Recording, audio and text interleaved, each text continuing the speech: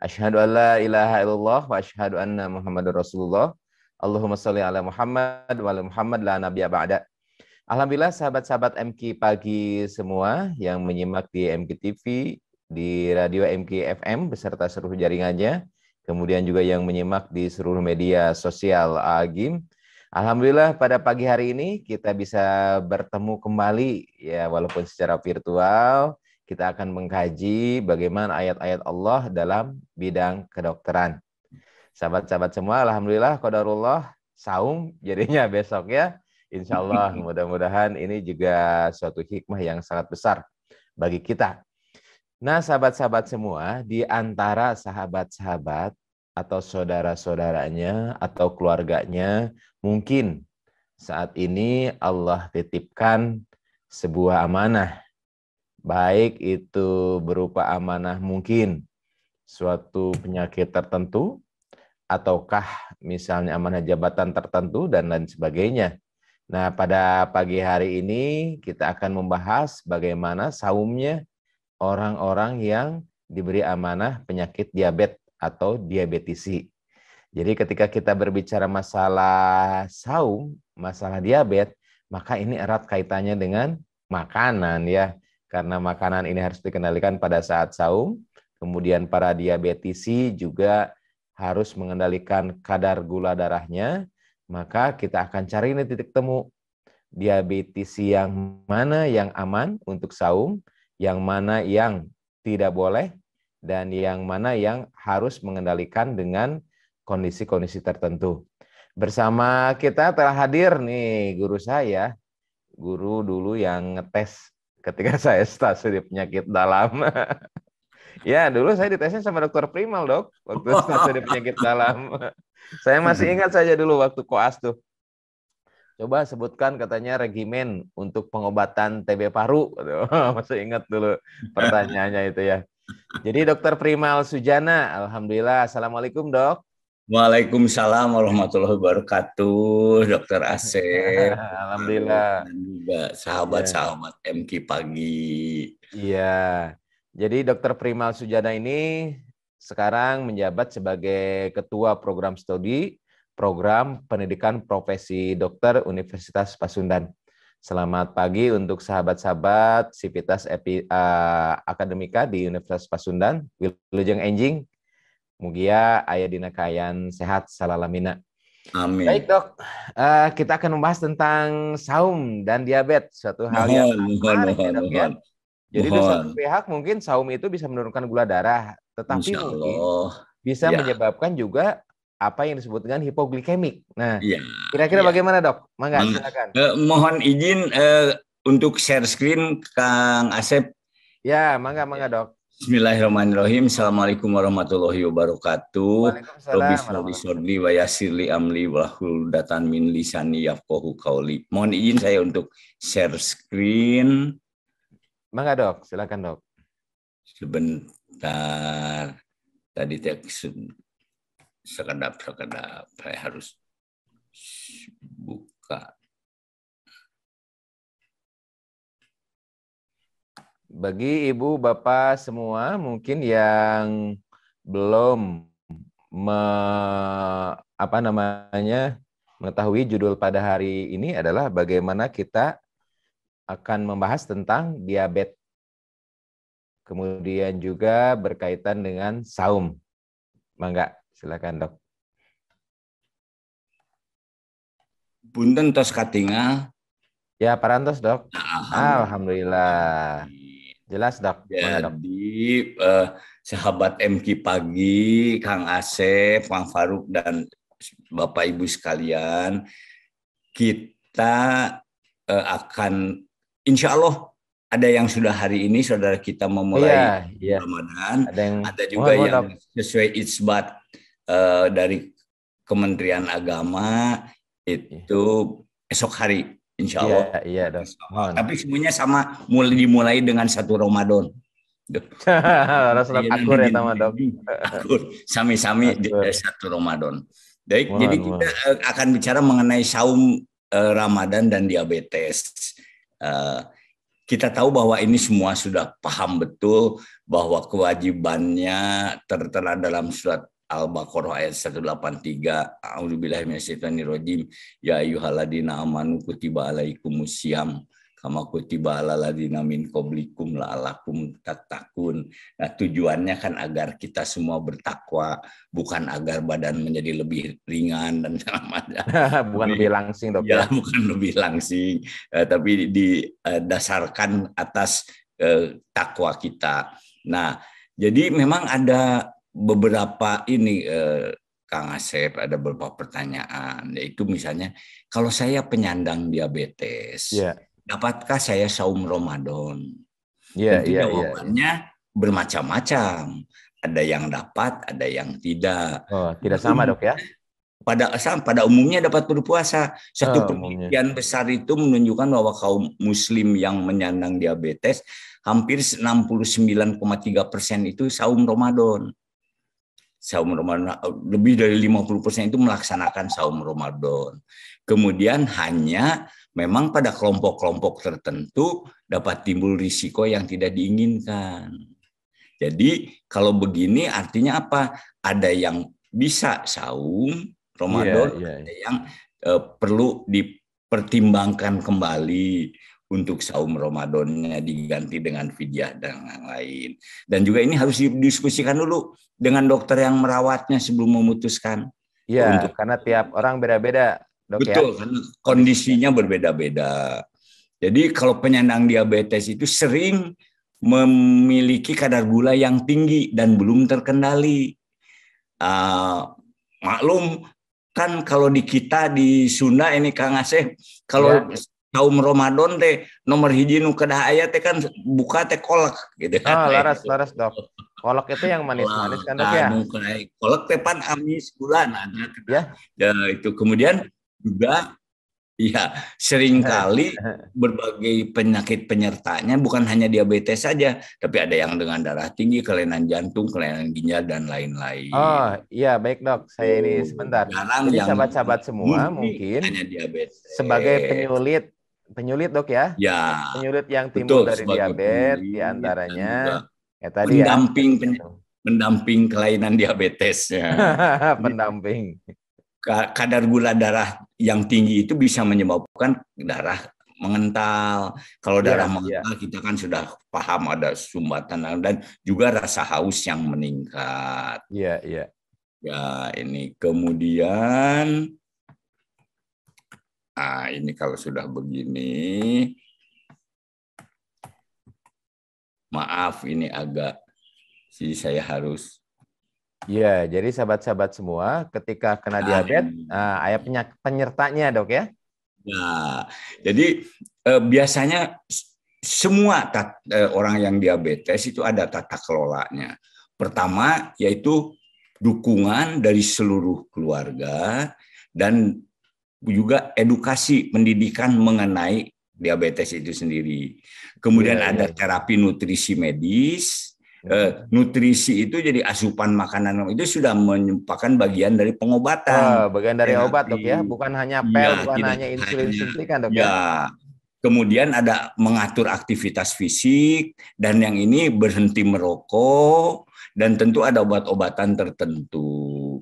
Nah, tujuan dari pengelolaan diabetes itu adalah jangka pendeknya mengurangi keluhan, memperbaiki kualitas hidup dan mencegah komplikasi akut. Komplikasi akutnya salah satunya yang tadi disampaikan Dr. Asep, hipoglikemi, gula darahnya turun, Dok, ya? Terlalu turun sampai banyak gejala.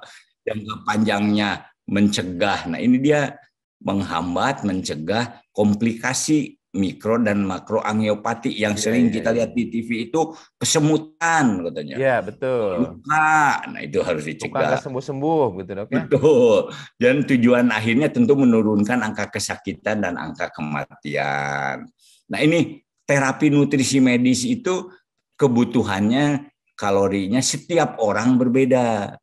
Tergantung dari berat badan, tergantung dari kebiasaan, tergantung dari berat ringannya diabetes. Tetapi semuanya harus seimbang, kalori dan gizi masing-masing.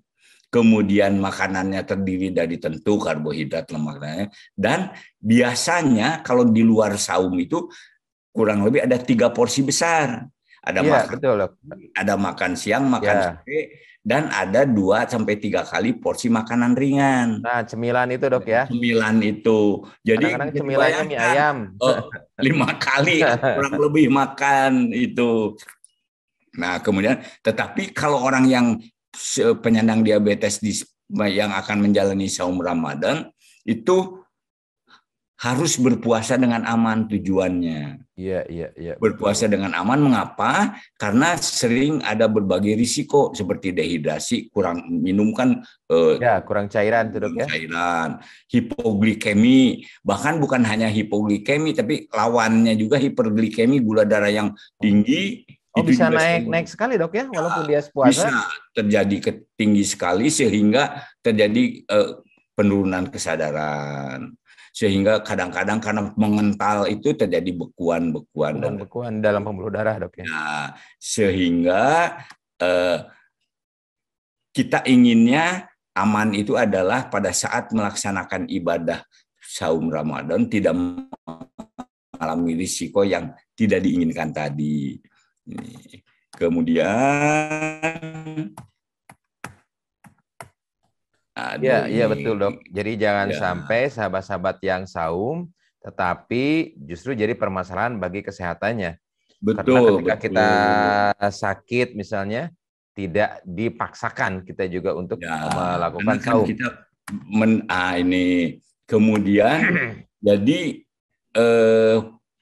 apa yang dilakukan seorang penyandang diabetes pada saat saum yaitu penyesuaian nutrisi dan aktivitas fisik. Jadi terapi nutrisi medisnya disesuaikan. Bukan hanya nutrisinya, bukan hanya makannya, tetapi juga dosis obat harus disesuaikan. Harus rajin memantau gula darah, terutama pada kondisi-kondisi tertentu. Dan harus tahu kapan harus membatalkan puasa. Jadi saumnya dibatalkan nanti insya Allah dikodok pada setelah saum Ramadan di bulan Syawal. Nah, jadi pada dasarnya adalah ada 3J kalau nutrisi dalam penderita penyandang diabetes itu, yaitu jenis, jumlah, dan jadwal. Iya. Jenisnya diharapkan saat saum Ramadan itu hindari karbohidrat sederhana, gula dan tepung. Kenapa? Karena ini cepat sekali menaikkan gula darah. Iya, iya, iya. Dok, ini slide-nya belum pindah, Dok. Kenapa? Atau gitu, slide-nya. Kang Paruk, coba punten Kang Paruk. Slide-nya masih tetap nggak, Kang Paruk? Slide-nya sudah. Kang Paruk, punten. Masih Kang Paruk slide-nya. Baik. Ya, mangga silakan, Dok. Silakan, Dok. Sambil kita koordinasi, Dok. Sebentar. Kalau ini sudah.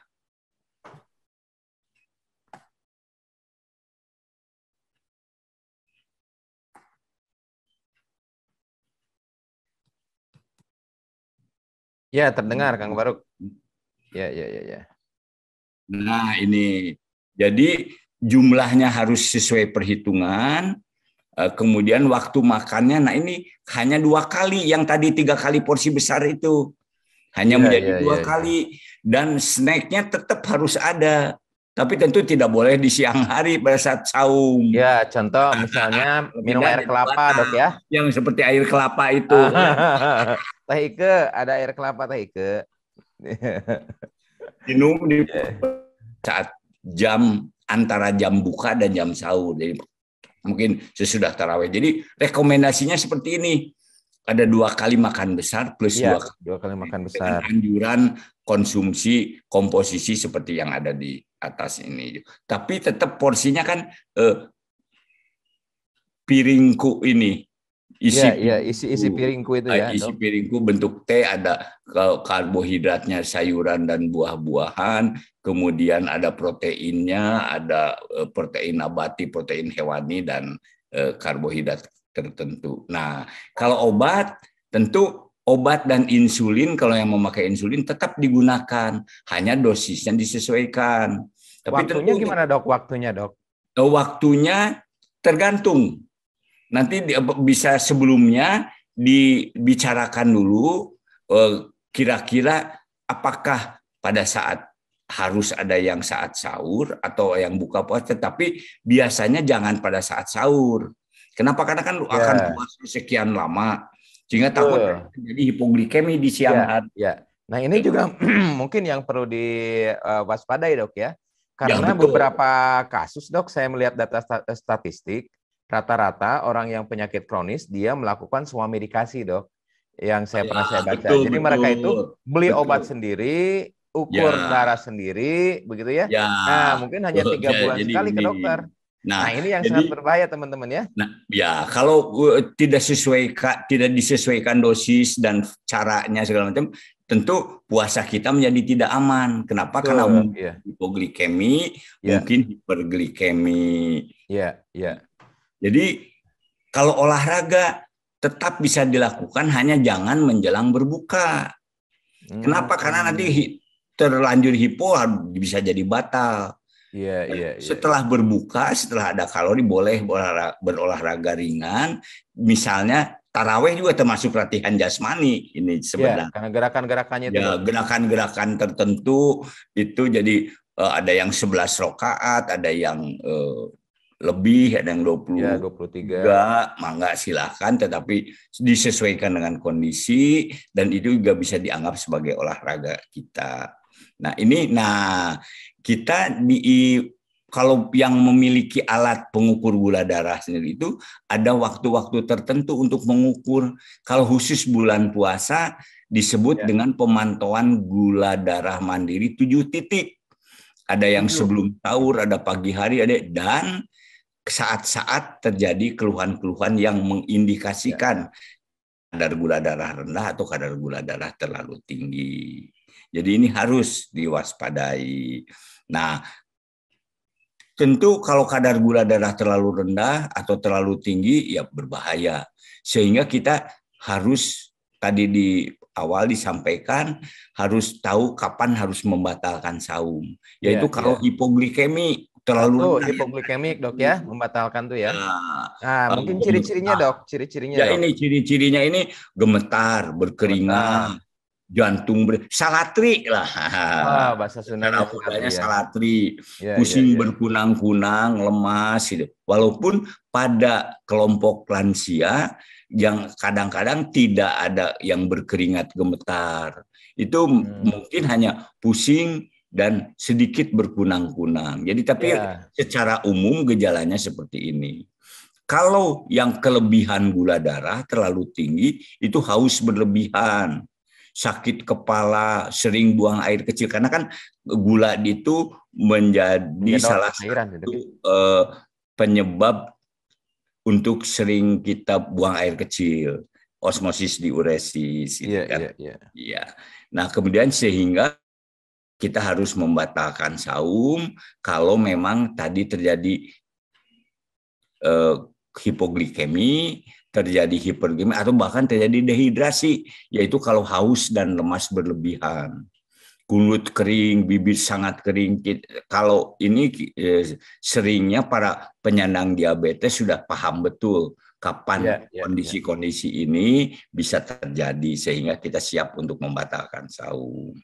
Kemudian saya kira itu Kang Asep dan sahabat MQ Pagi yang bisa saya sampaikan. Mudah-mudahan ada manfaatnya. Mohon maaf kalau ada yang kurang berkenan. Wabillahi taufik wa hidayah. Wassalamualaikum warahmatullahi wabarakatuh.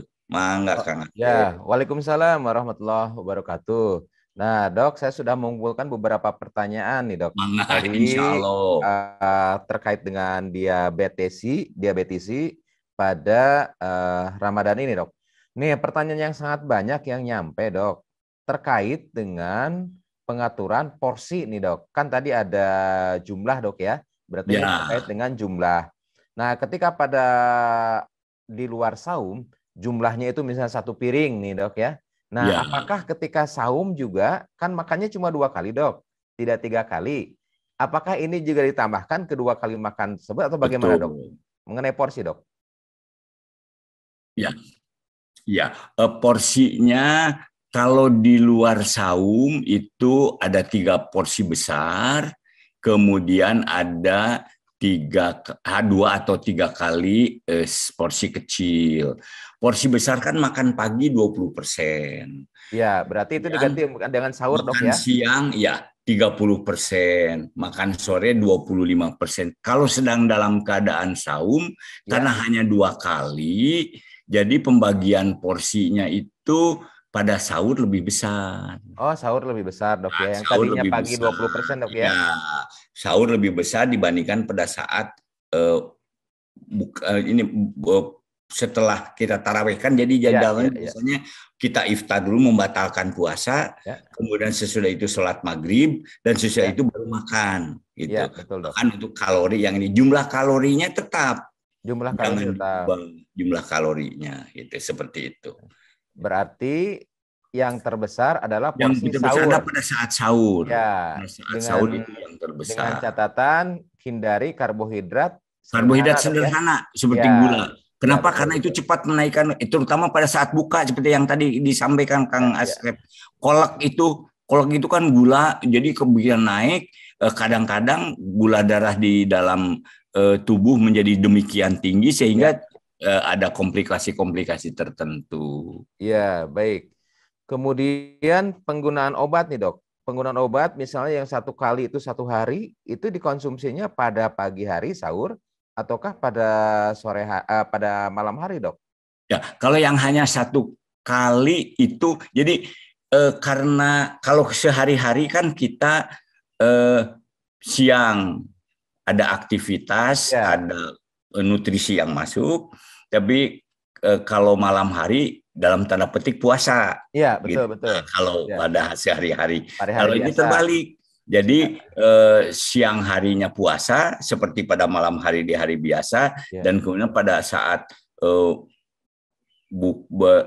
maghrib dan kemudian saat sahur itu ada aktivitas asupan nutrisi, sehingga obat-obatan itu biasanya kalau hanya yang 1 kali itu dimakan pada saat berbuka puasa. Pada saat berbuka puasa, Dok, ya. Ya, pada saat berbuka puasa. Saya kadang-kadang menyebutnya sebelum buka puasa, berarti batal kalau sebelum buka puasa. Iya. Kayak katakan dulu sedikit ke obat saat berbuka puasa gitu. Jangan sebelum berbuka puasa. Nanti jadi batal. Gitu. Itu apalagi untuk obat 1 kali, Dok, ya. Nah, untuk obat yang 3 kali, Dok. Nah, obat yang 3 kali tentu ada penyesuaian tergantung. Jadi nanti ada obat-obatan yang saat buka puasa, kemudian pada saat setelah tarawih. Nah, ada saat yang, ini kadang-kadang kita harus sesuaikan jadwalnya. Kenapa? Karena khawatir kadar obat tinggi, kadar gula darahnya menjadi lebih rendah, terutama di siang hari, sehingga yang sahur itu kadang-kadang yang 3 itu menjadi dijadwal ulang menjadi 2 kali. Oh, 2 kali, itu, Dok, ya. Sehingga memang dianjurkan harus selalu sebelumnya berdiskusi dulu lah dengan dokter bagaimana jadwalnya segala macam. Karena dosisnya pun harus disesuaikan, kemudian jadwalnya harus disesuaikan. Hanya mungkin jenis obatnya kita karena sangat sulit sekali untuk mengganti obat, harus penyesuaian lagi kira-kira tetap gitu. Biasanya begitu. Ya, baik sahabat-sahabat MQ Pagi semua, alhamdulillah kita masih membahas bagaimana saum pada diabetisi. Nah, terkait dengan diabetisi ini, sahabat-sahabat semua banyak hal yang spesifik yang bisa insya Allah sahabat-sahabat diskusikan, tanyakan di sini, baik di YouTube atau di Facebook atau di Instagram. Sahabat-sahabat semua jangan lupa nih, ketika kita nyampe pada bulan Ramadan pada saat ini, insya Allah besok, ikuti tantangan 30 hari. Kalau kemarin 30 hari kita pra-Ramadan, insya Allah kita menyelenggarakan lagi nih program tantangan 30 hari bersedekah tanpa putus. Nah, bagi sahabat-sahabat yang belum ikut, yuk kita ikut tantangannya. Karena belum tentu tahun depan kita diberi kesempatan untuk mencapai usia di bulan Ramadan tahun depan. Kemudian juga dengan tantangan ini, sahabat-sahabat semua, kita lebih terpacu ya, agar setiap hari itu diingatkan. Karena kalau tambah sahabat-sahabat ikut program tantangan 30 hari ini, insya Allah sahabat-sahabat semua akan diingatkan oleh tim dari Darut Tauhid Peduli. Silakan klik di link yang mungkin sebentar lagi dibagikan oleh sahabat-sahabat semua dari admin DT Peduli. 30 hari tantangan sedekah tanpa putus. Ya, semoga kita menjadi bagian yang menerima tantangan tersebut. Baik, kita lanjut ke pertanyaan berikutnya, Dok. Ya, enggak. Ada pertanyaan dari Instagram. Dokter, suami saya kena sakit gula darah, tapi susah banget kalau minum obat dan suntikan insulin. Nah, ada yang susah banget kayak gini, Dok ya. Aduh. Dan kira-kira harus ditambah apa ya? Ditambah kasih sayang mungkin, Dok ya, dari istrinya. Itu memang makanya Kang Asep dan sahabat MG Pagi, nomor pertama kan tadi edukasi dan dukungan. Oh iya, betul. Jadi sebelum apa-apa, sebelum ada memberikan obat, mengatur kan, jadi harus dipahami dulu oleh penyandang diabetesnya, dipahami dulu oleh para keluarga terdekatnya, bagaimana diabetes itu, dan terutama bagaimana tata kelolanya. Karena sering sekali kita dengar, sudah tidak makan apa-apa, sudah anger gula mah tinggi gitu kan. Ya, betul. Padahal misalnya suka punten lah ngarawasan sakedik, punten lah. Ada sakedik 2 kali jadi 2 kedik, Doknya. Betul. Jadi pemahaman tentang penyakit itu juga yang harus dilakukan. Jadi nomor 1 tentu harus sama-sama konsultasi untuk mendapatkan informasi yang benar mengenai diabetesnya dan mengenai terutama bahaya-bahaya atau efek-efek yang tidak kita harapkan kalau gula darah tidak terkendali. Betul, Dok, betul. Jadi diingatkan yang paling dikenalkan, 1, luka tidak mau sembuh. Kemudian kesemutan sampai sendal itu tertinggal, sepatu bisa copot. Kemudian sakti kalau kacugak tidak terasa karena mahal. Nah itu. Jadi tusuk paku juga tenang-tenang aja, Dok ya. Tenang-tenang aja karena tahu-tahu kok paku payung ada 5 di kaki. Padahal itu karena sudah ada berkomplikasi sarafnya. Ya, betul. Saraf-sarafnya sudah mulai kerusakan. Itu coba dimengerti sehingga insya Allah kalau tujuannya sama-sama untuk dalam tanda petik memperbaiki kualitas hidup dengan cara mengendalikan kadar gula darah, tentu insya Allah dapat dilakukan. Karena nomor 1 kan bukan obat. Di kita tuh nomor 1 selalu obat. Nomor 1 itu, Dok, kesalahannya itu, Dok ya. Jadi makanya kalau udah minum obat nggak perlu lagi ngatur makanan, nggak perlu tenang itu makanan yang manis-manis. Karena memang harus. Padahal obat itu tadi nomor 5, Dok ya. Obat itu terakhir. Jadi dengan edukasi yang baik, dengan mengatur terapi nutrisi medis istilahnya sekarang, kemudian dengan mengatur aktivitas fisik. Kalau sudah terkendali dengan itu sudah. Gaya hidup sudah tidak perlu obat-obatan. Ini, Dok, mungkin poinnya teman-teman semua. Jadi ketika kita mengendalikan gula darah dan tahu bahwa dirinya itu diabetes, bukan obat yang nomor pertama. Tapi bagaimana melakukan perubahan-perubahan, misalnya edukasi, kemudian juga terapi nutrisi medis, kemudian aktivitas dan sebagainya. Jadi jangan mengandalkan obat. Kan saya mau udah makan obat, katanya udah makan kolak begitu ya, makan sambu begitu. Sudah hadir, Dok, guru kita Agim. Alhamdulillah. Assalamualaikum, Pak. Assalamualaikum, warahmatullahi wabarakatuh. Dari tadi menyimak. Oh, siap, punten, tidak terlihat. Bagian belajar sekarang. Dok, punten, hatur nuhun ini. Langsung. Alhamdulillah. Burem begini. Teraskan silakan, enak ini menikmati ilmunya. Karena orang tua AA kan diabetes juga dengan Nin. Jadi katanya mulai berapa itu kerasanya? Sekarang umur 60. Oh, kumata. Ya, Kenapa mulai kerasa itu ada dampak dari turunan gitu, akan adakah itu? Baik, terima kasih untuk ininya. Memang betul ada orang yang memiliki orang tua struktur ke atas itu memiliki diabetes, itu ada risiko untuk menjadi diabetes. Ada risiko. Tetapi risiko itu bisa muncul, bisa tidak. Nah, dia muncul kalau lingkungan mendukung.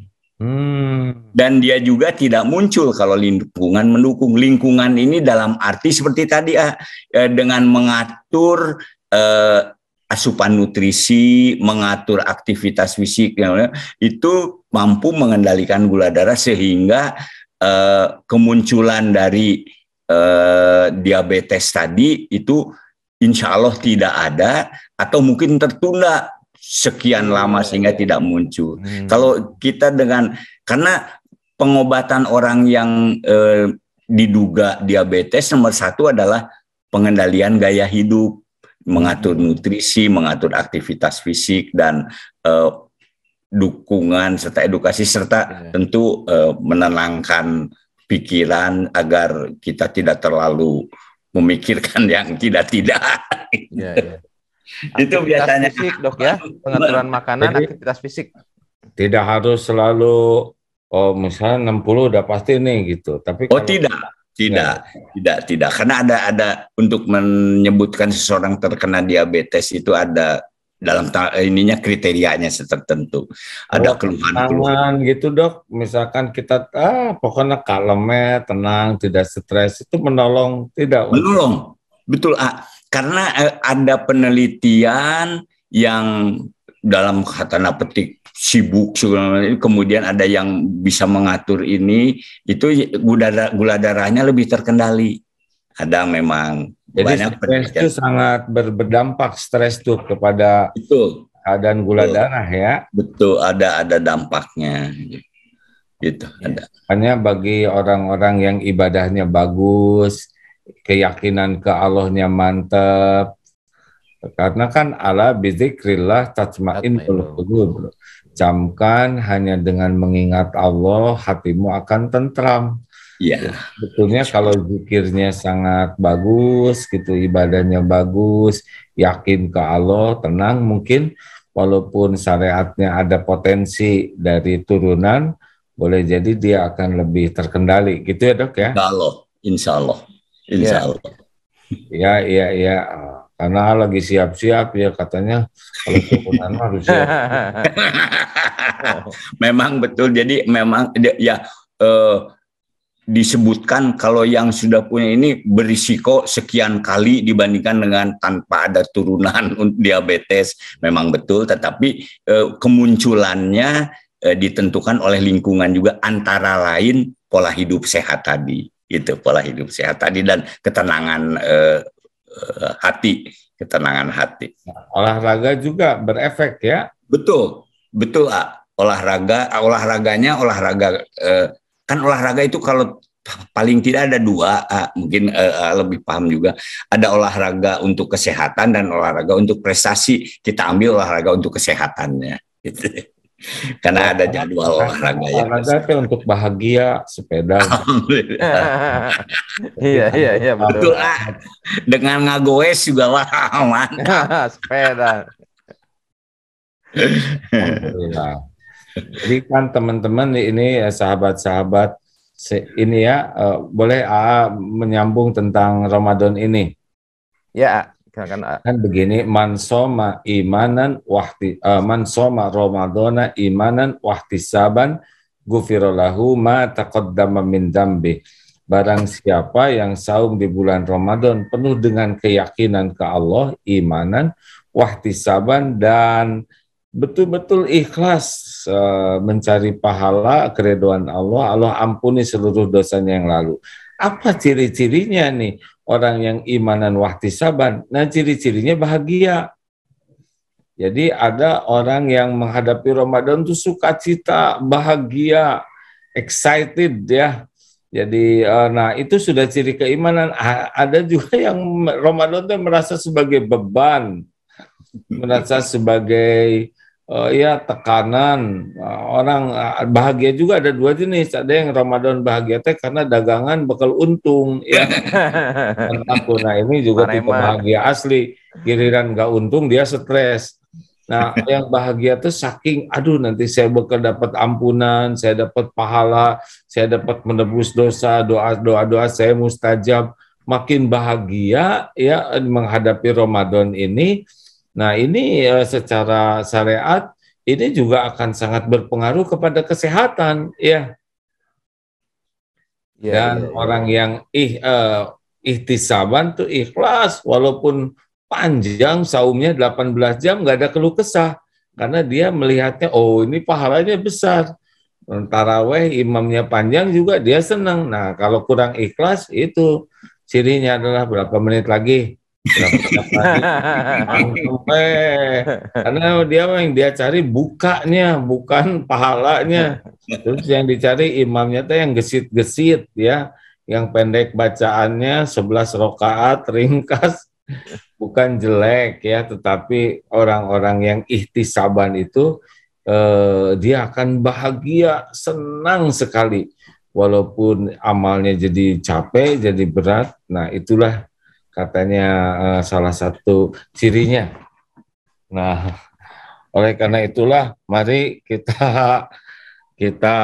nikmati kendali gula darah ini dengan saum yang bahagia. Amin. Silakan Dok, mangga-mangga. Ya. Alhamdulillah, izin menjawab beberapa pertanyaan. Ada pertanyaan dari YouTube, Dok. Assalamualaikum Dok, saya suntik insulin. Waalaikumsalam. Kalau bisa menjaga pola makan dan lain sebagainya, apakah suntikan itu bisa dihentikan? Itu Dok. Oh, jadi insulin.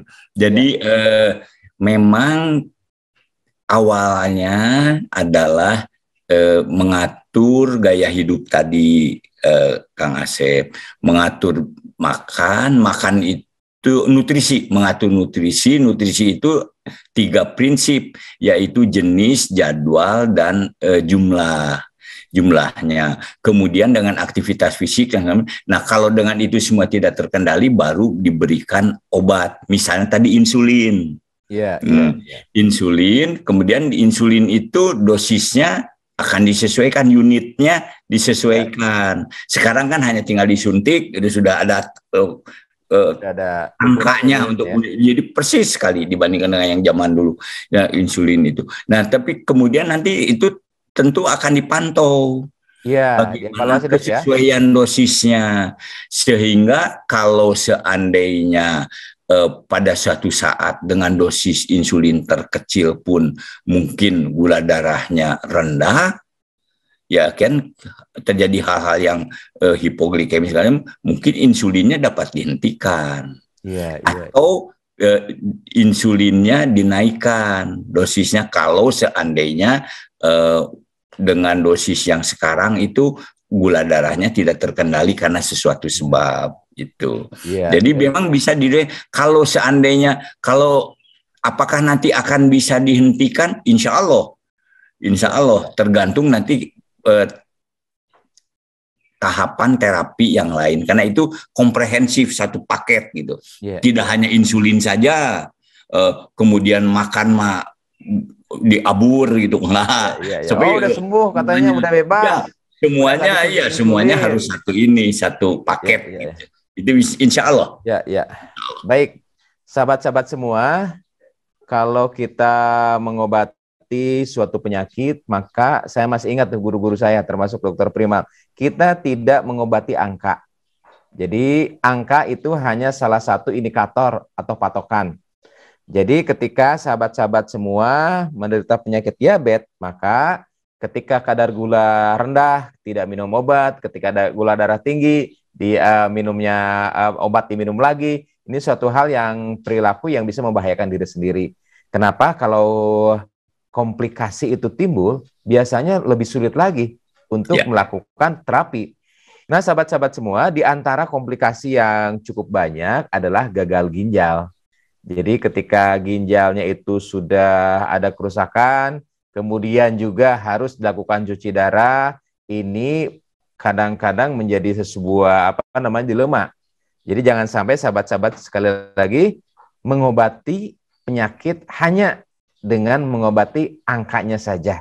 Tetapi konsultasilah ke dokter supaya nanti pengobatan itu lebih komprehensif. Bukan hanya nilainya, tetapi bagaimana komplikasi itu sudah timbul atau tidak, bagaimana mencegah timbulnya komplikasi, dan lain sebagainya.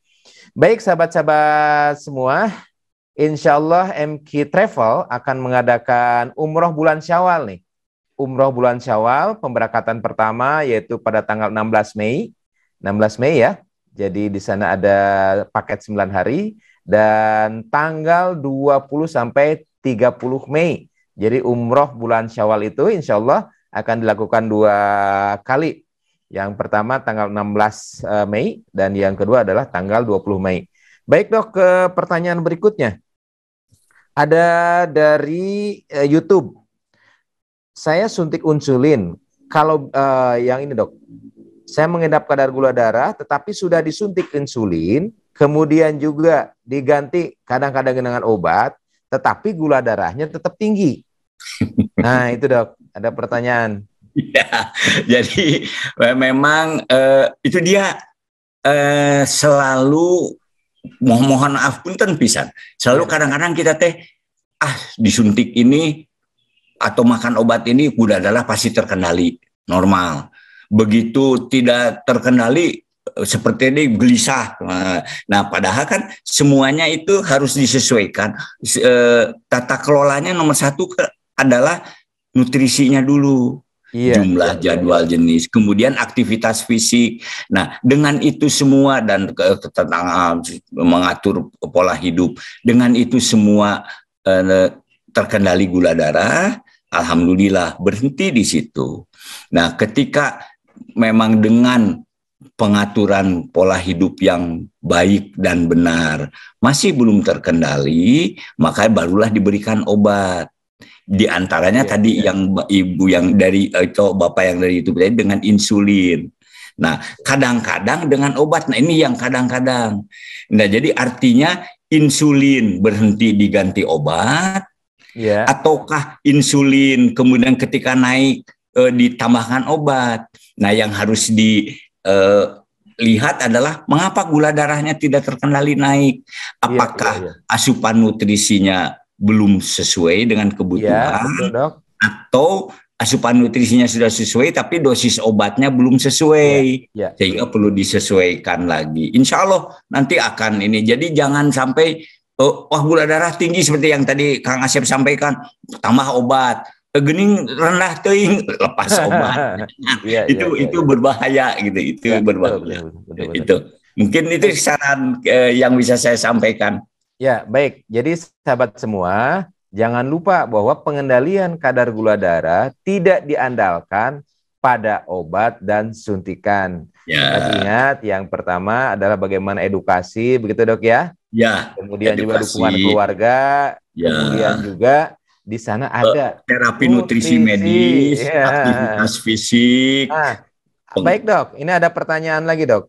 Dok, apakah penyakit diabetes setelah gula darah terkendali, kemudian juga dengan nutrisi yang baik dan diperiksa kadar gula darahnya normal, apakah itu sudah dikatakan sembuh dan bebas untuk makan lagi? Jadi kalau untuk yang diabetes itu tujuannya adalah untuk satu mengurangi atau kalau bisa menghilangkan keluhan-keluhan. Kemudian yang kedua mencegah atau menghambat progresivitas dari komplikasi. Kemudian ketiga tentu kita menurunkan angka kesakitan dan angka kematian dan itu. Nah, jadi kalau dalam istilahnya, karena ini termasuk kelainan yang kronis, maka istilahnya itu terkendali. Terkendali dok ya. Terkendali. Jadi kalau yang dikatakan sehari-hari sembuh itu gula darahnya menjadi normal kembali seperti orang yang tidak menyandang diabetes, hanya dengan beberapa dukungan seperti tadi nutrisi dan obat-obatan. Nah, kalau sudah terkendali, pertahankan sampai terkendali terus. Jadi jangan langsung bebas gitu, Dok, ya? Jangan tidak berarti ini sembuh kemudian bebas, belum tentu. Karena pada satu saat bisa naik lagi kadar gula darahnya. Jadi targetnya terkendali dengan baik. Insya Allah komplikasi akan menjauh, kemudian hal-hal yang tidak diinginkan tidak akan datang kepada penyandang diabetes yang gula darahnya terkendali. Baik, pertanyaan berikutnya, Dok. Kalau obat yang dari dokter dihentikan, bolehkah beralih ke obat herbal, Dok? Begini, memang banyak sekali tumbuh-tumbuhan, kemudian yang bisa mempunyai efek menurunkan gula darah. Banyak sekali itu memang betul, tetapi permasalahannya adalah kalau dalam herbal atau fitofarmaka yang kita istilahkan jamu misalnya itu dosisnya, kemudian caranya dan semua itu tidak terstandar. Dalam arti sulit untuk menetapkan, misalnya kan kita rumusnya sekian lembar daun ini itu kan itu digodok biasanya begitu. Nah, itu agak sulit untuk distandarisasi kecuali yang sudah fitofarmaka. Nah, jadi kalau obat berganti, obat ini maksudnya misalnya kan obat-obat insulin dan obat-obat penurun kadar gula darah diganti dengan obat herbal, tentu harus berdiskusi dulu dengan dokter yang merawatnya, karena banyak sekali kejadian yang sudah baik kemudian karena dalam tanda petik bosan dengan ini mencoba atau ada bisikan-bisikan nganggo iya saya sering gula darahnya tidak terkendali lagi. Tapi tentu harus pemantauan yang baik gitu. Baik. Bukan tidak boleh, ada memang betul ada tanaman-tanaman tertentu yang menurunkan kadar gula darah, memang betul. Baik. Betul sekali, Dok. Jadi jangan sampai gula darah yang sudah terkendali. Siap, Dok. Tenang ya. Kayak ini kan sekarang bagi para orang yang senang olahraga itu menghadapi Ramadan agak susah menghilangkan kebiasaan olahraganya. Tadi AA dengar dokter menyampaikan jangan sore-sore olahraga, padahal yang AA dapat info justru menjelang buka katanya. Jadi pas haus langsung bisa minum. Mungkin bagi yang diabetes yang sore-sore jangan tuh gimana, Dok? Yang diabetes karena tak khawatir sebelum buka kadar gula darahnya rendah. Jadi batal itu khawatirnya. Itu. Kalau jadi yang diabetes mah nggak apa-apa ya.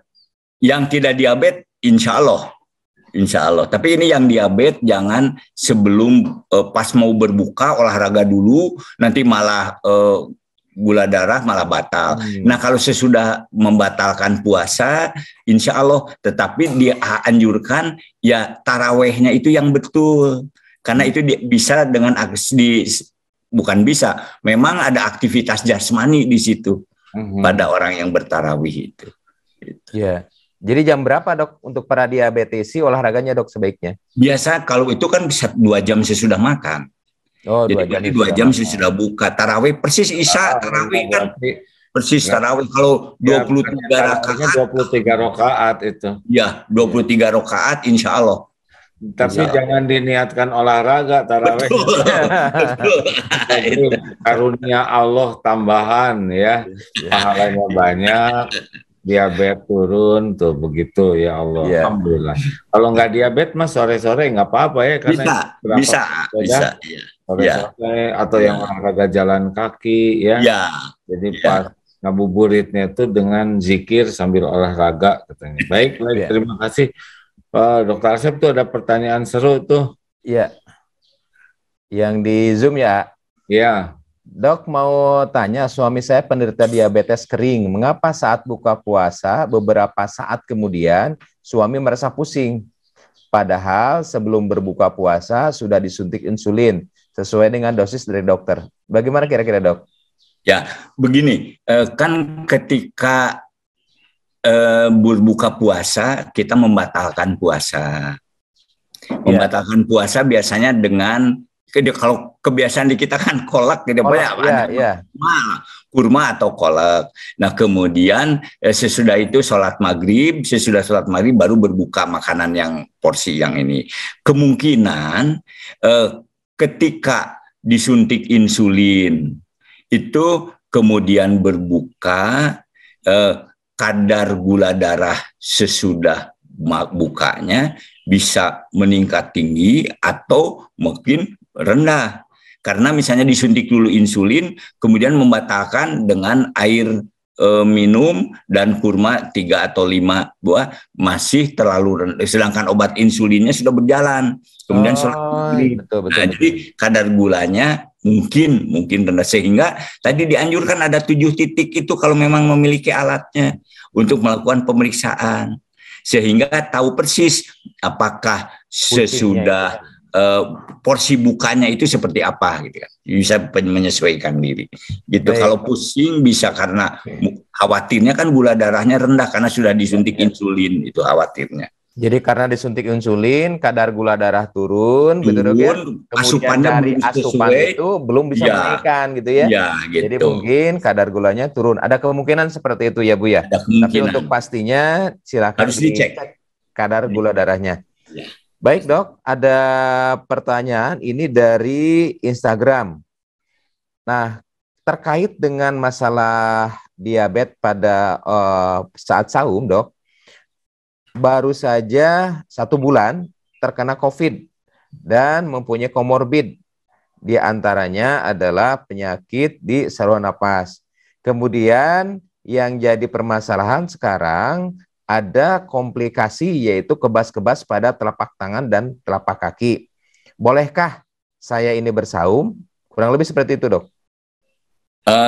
Tentu keputusannya ada pada kondisi dan ada pada keputusan bersama antara dokter dengan yang bersangkutan. Kadar gula darah ini nggak dicantumkan dok ya? Ya, kalau seandainya orang penyandang diabetes terkena COVID, kemudian ada komplikasinya, kalau saya cenderung untuk belum mengizinkan saum dulu.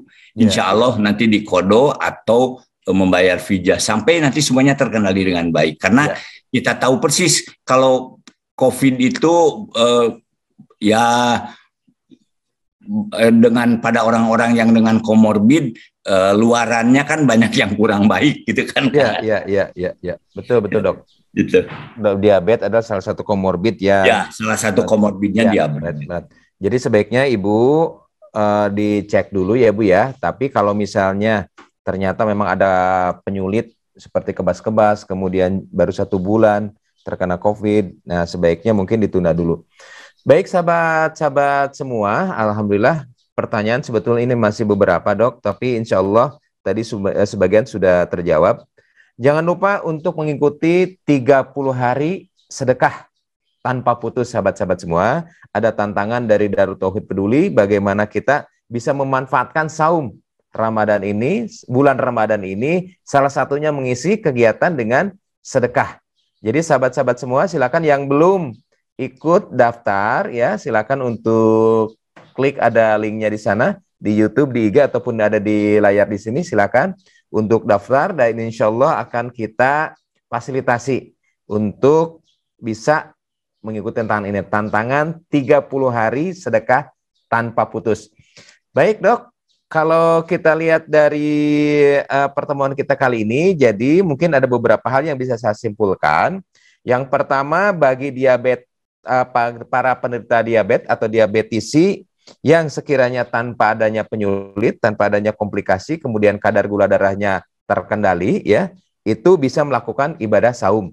Kemudian juga yang perlu diperhatikan adalah catatan ketika ada gejala-gejala di mana saum itu harus dibatalkan. Di antaranya jika kadar gula darah itu terlalu rendah atau hipoglikemik, atau kadar gula darah itu terlalu tinggi. Kadar gula terlalu rendah di antaranya bergejala keringat dingin, kemudian gemetar, kemudian lemah, kemudian nyeri kepala dok ya. Kemudian kadar gula terlalu tinggi di antaranya ada nyeri kepala, kemudian juga buang air kecil itu menjadi lebih sering Ya, di antara seperti itu. Sahabat-sahabat semua, alhamdulillah sekarang sudah memasuki jam 5:59. Barangkali ada yang sampaikan lagi, Ya, alhamdulillah. Terima kasih Pak Dokter. Masya Allah, ilmu ini sangat penting. Ada hal yang sangat penting adalah dalam Islam itu, kalau ada sesuatu, tanyalah kepada yang ahlinya. Karena kalau kita sok tahu, yang terjadi adalah kita jadi nambah masalah. Maka kami bersyukur ini pada pertemuan ini Allah menakdirkan ahli-ahlinya hadir. Jangan stres yang mendengar kata diabetes itu belum apa-apa sudah stres, nanti jadi asli. Sudahlah ya, tubuh ini milik Allah. Jadi kalau kita udah tahu ilmunya, kita jalani hidup dengan lebih baik. Pasti Allah menciptakan diabetes itu untuk kebaikan, bukan untuk horor ya. Semuanya juga ciptaan Allah agar kita lebih tertib menata pikiran dan hati kita, jangan stres, tertib pola makan, pola hidup kita, ya kan? Dengan adanya diabetes, jadi kita rajin olahraga, rajin silaturahim, banyak kebaikan yang ada sesudah Allah menciptakan penyakit diabetes ini, betul? Nah, inilah yang kita carinya, jadi jangan horor terus ya. Ya, ini juga ya, bagi yang sudah kena ya sudah ridho sampai kita perbaiki ya. Kalau nanti jadi bubur, bagaimana cari cakwe, ayam, kacang polong, kerupuk, kecap, bawang goreng ya. Jangan sampai ketidakriduan kita ke takdir jadi nambah parah. Udah terima, pasti ada hikmahnya sambil kita perbaiki ya.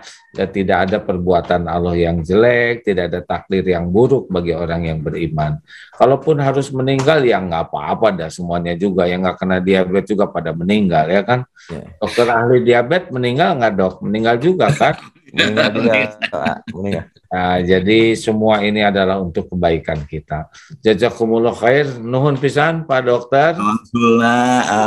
Alhamdulillah. Saya patut nuhun. Ya. Pamitan juga nih. Ya.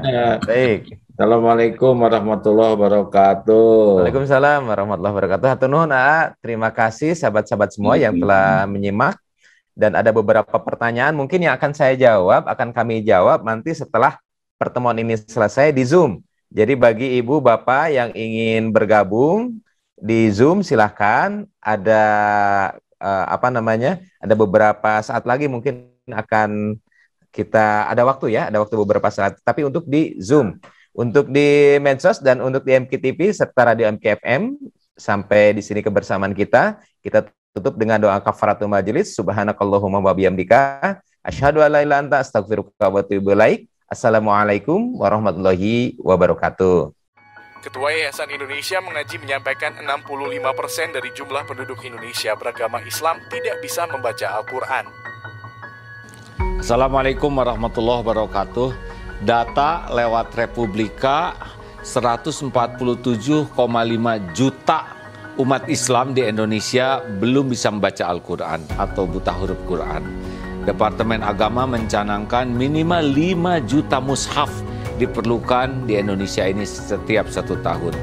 Dan DT Peduli sebagai tahap awal mencetak 20.000 mushaf untuk diwakafkan kepada masyarakat di pelosok negeri karena banyak masjid yang sudah rusak Qurannya atau tidak punya Quran, dan ini ladang amal bagi kita semua.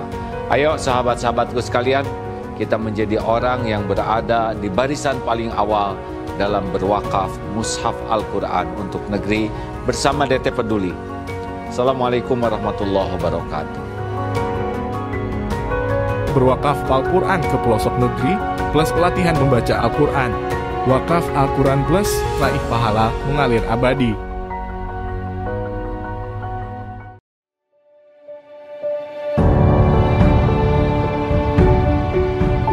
Saudaraku sekalian, ini adalah kawasan Eko Pesantren 2 di daerah Parompong. Masya Allah, luasnya 4,6 hektar dan di sini akan segera dibangun masjid dan pesantren. Islam sangat serius untuk menjaga kelestarian alam, rahmatan lil alamin. Dan mudah-mudahan menjadi ladang amal bagi siapapun yang memang merindukan membangun masjid, membangun lembaga pendidikan. Inilah kesempatan untuk beramal. Saya sangat senang sekali di daerah saya akan dibangun pembangunan masjid sama pesantren. Semoga pembangunan di sini lancar dan diberkahi sama Allah.